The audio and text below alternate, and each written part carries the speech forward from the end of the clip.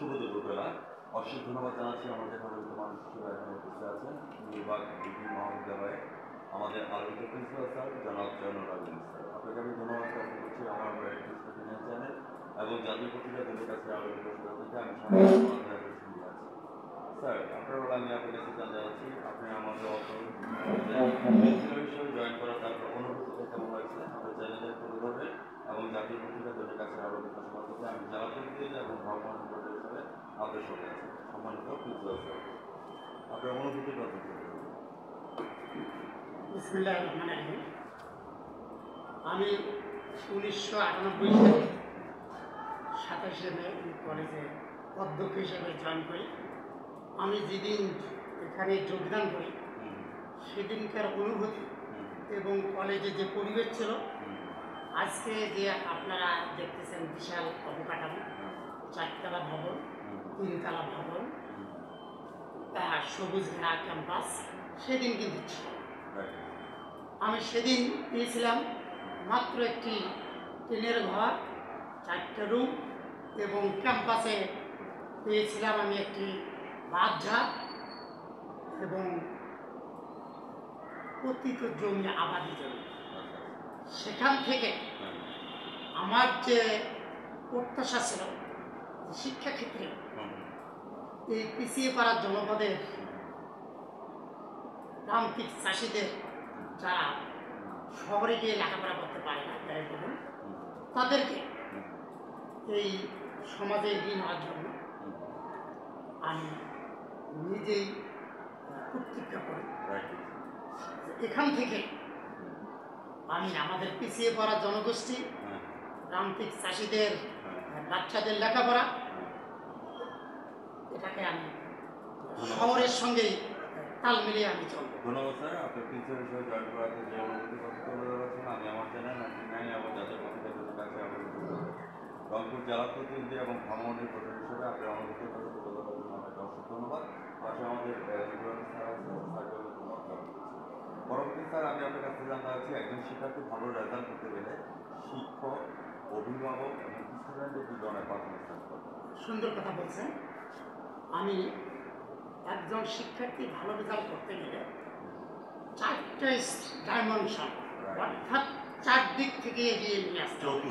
চতুর্ভুজি, আপনি বলছেন ত্রিভুজি, আমার অভিজ্ঞতা থেকে বলতেছি চতুর্ভুজি। গভর্নিং বডি, অবশ্যই গভর্নিং বডির একটা ভূমিকা আছে, ছাত্রের নিজের ভূমিকা আছে, অভিভাবকের ভূমিকা আছে এবং শিক্ষক মণ্ডলীর ঐকান্তিক প্রচেষ্টা। কারণ একজন শিক্ষার্থী তার বাবা মায়ের কাছে 6 থেকে 8 ঘন্টা থাকে, বাকি সময়টা শিক্ষায় ক্যাম্পাসে একটা ফ্যাক্টর। সেখানে যদি দৃষ্টিনন্দন থাকে ক্যাম্পাস, এই শিক্ষার্থী থাকতে চাবে। শিক্ষকরা যদি আন্তরিকতার সহিত তাকে বন্ধু হিসাবে নিয়ে নেয় তাহলে সে আগ্রহ সৃষ্টি হবে। কারণ শিক্ষকরাই শিক্ষার্থীদের একমাত্র পরম বন্ধু। সে শিক্ষা দেবে, পাশাপাশি ইন ফিউচার ভবিষ্যতে সে কী হবে এই স্বপ্ন দেখাবে। বাইরে পরে আপনার প্রশ্নের অ্যান্সার আমি বলতে পারি 4 দিক: গভর্নিং বডি, শিক্ষক মণ্ডলী, শিক্ষার্থী এবং অভিভাবক। 4 স্তর থেকে যখন একখানে আসবে অবশ্যই শিক্ষার্থী ভালো রেজাল্ট করবে। স্যার আপনার সাথে আমি সহমত পোষণ করছি। কেননা একটা ক্যাম্পাসের মধ্যে সাধারণত 4 থেকে 5 ঘন্টা শিক্ষার্থীরা থাকে, বাড়িতেই সবসময় থাকে 12 থেকে 18 ঘন্টা যে সময়টা থাকে। আদৌ স্কুল কলেজে আসছে কিনা, বাসায় খেলার মাঠে গেল, কোনো এনভায়রনমেন্টে কিনা, এই জিনিসগুলো যদি লোক আউট করে এবং মোবাইলকে যদি কন্ট্রোল করে নিতে পারে তাহলে আমরা আরও স্টুডেন্ট হয়ে যেতে পারি। স্যার আমাদের বিগত দিনের রেজাল্টের পারফরমেন্স করি। আমাদের বিগত দিনের রেজাল্ট আমি বললাম যে আমি যে পর্যায়ে শুরু করছি, আমাদের কলেজ সব দিক থেকে, রেজাল্টের দিক থেকে, ছাত্রছাত্রীর দিক থেকে আমি একটু বলি, উচ্চ মাধ্যমিক পর্যায়ে আমি এখানে জয়েন করি। সেই কলেজকে আমি ডিগ্রিতে উন্নতি করি এবং অনার্সে উন্নতি করি, 5টা সাবজেক্ট অনার্স। এবং সাবজেক্ট অনার্সে আছে আমার বাংলা, অর্থনীতি, রাষ্ট্রবিজ্ঞান, ইতিহাস গণিত। জি। তো এখানে আমি বলবো যে রেজাল্টের দিক থেকে আমরা পর্যায়ক্রমে আমরা 2022-23-24 শ্রেষ্ঠ শিক্ষা প্রতিষ্ঠানে এই উপজেলা ওয়ার্ল্ড সূচক আমি 18টি সূচক দেখেছি। এটা শিক্ষা মন্ত্রণালয় থেকে বিচার বিশ্লেষণ করে 18টা সূচক শিক্ষার্থীদের রেজাল্ট, অবকাঠামো, সৃজনশীলতা, সামাজিক কাজে অংশগ্রহণ সব মিলে 18টা সূচকের বিচার বিশ্লেষণে আমাদের এই নির্বাক কলেজ 1922 সালে, 23 সালে এবং 24 সালে সেখানেই শেষ না, আমাদের এই অধ্যক্ষ নির্বাক কলেজের অধ্যক্ষ রংপুর জেলার শ্রেষ্ঠ শিক্ষা প্রতিষ্ঠান প্রধান হিসেবে স্বীকৃতি লাভ করছে এই 2024 সালে। ধন্যবাদ আপনাকে। স্যার বাইরে আমি আপনার কাছে জানতে চাচ্ছি যে আপনারা কি sir Sheikh Russel digital lab এবং আইসিটি ভবন পেয়েছেন? জি জি, আমাদের আইসিটি ভবন আছে, সেখানে 30টা কম্পিউটার। শেখ রাসেল স্পেসিফিক আমার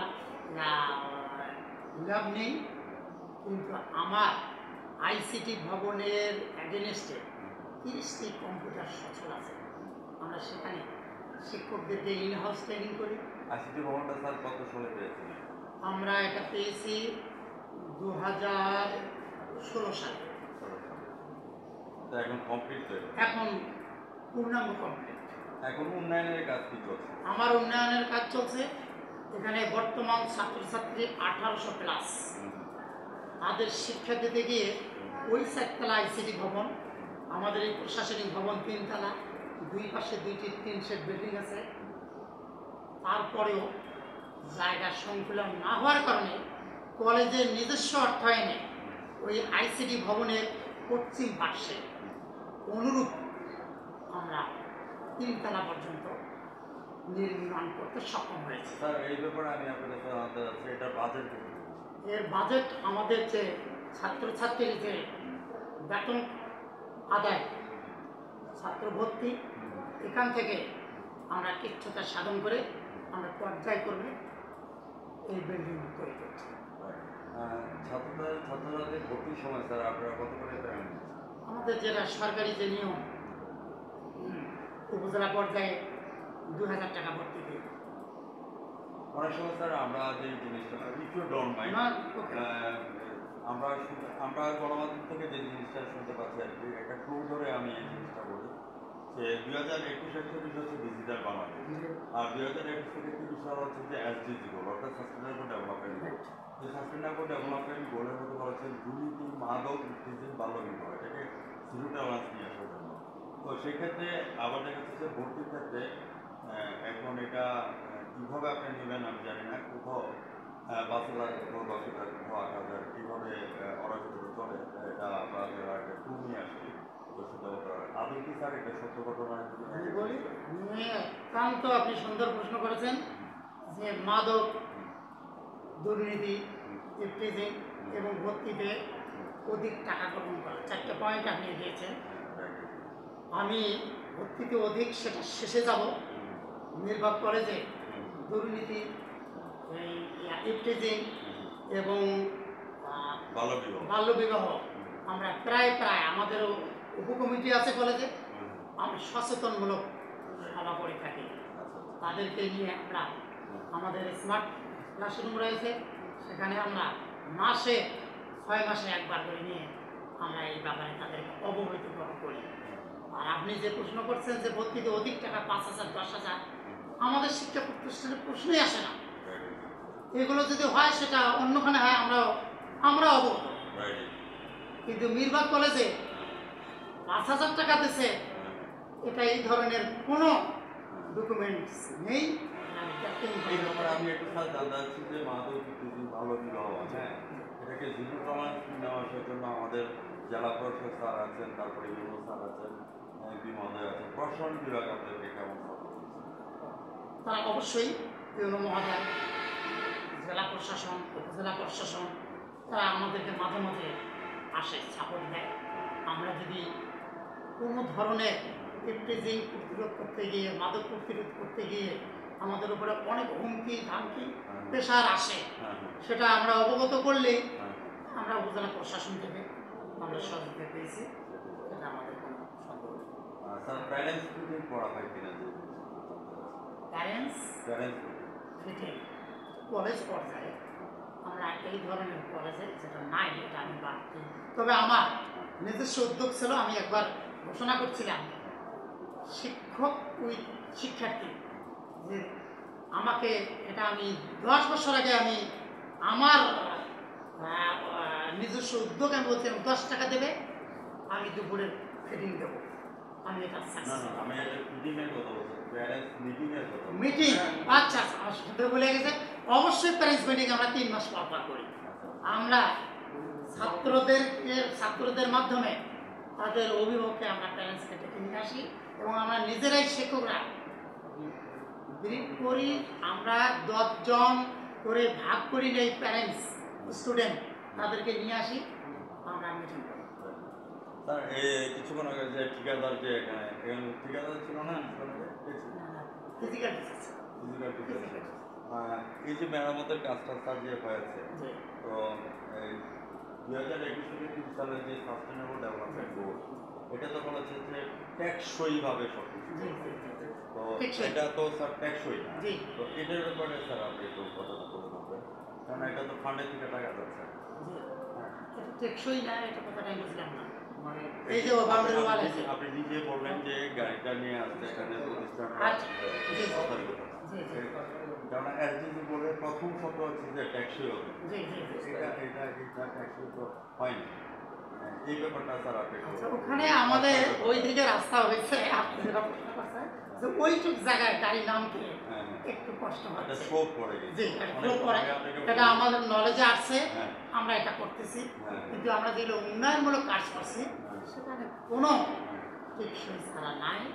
কেন ওই জিনিসটা আমি স্যার ডিটার মাইন্ডে আমি করবো, অনেক সময় গর্ভবতী মারা আসে, হঠাৎ করে যদি স্লিপ কেটে ক্ষতির সম্মুখীন হতে পারে, আমাদের স্টুডেন্টরা স্যার আপনার কথাই বলেন, যদি স্লিপ কেটে পড়া যায়, আমার নিজের কথাই বলি, আমি নিজে অ্যাক্সিডেন্ট করেছি, আমি বুঝি অ্যাক্সিডেন্টের ব্যাপার কি জিনিস, আমার 5টা অংশ ভাগ হয়ে গেছে, হ্যাঁ পাটা, এবং আমার ড্রাইভার পর্যন্ত মারা গেছে, ঠিক আছে, তো সেই ক্ষেত্রে আমি আপনাকে ধন্যবাদ জানাচ্ছি। হ্যাঁ, তো সেক্ষেত্রে আমরা চলুন আমরা সবাই মিলে হাতে হাতে আধিকার দিলে জিজি করে লক্ষ্যমাত্রা অর্থাৎ সাস্টেনেবল ডেভেলপমেন্ট গোল আছে আমরা পালন করি। স্যার লাস্ট কোশ্চেন হচ্ছে স্যার আপনি একজন আলোকিত প্রধান প্রিন্সিপাল হিসেবে, sir what's your next dream and next goal?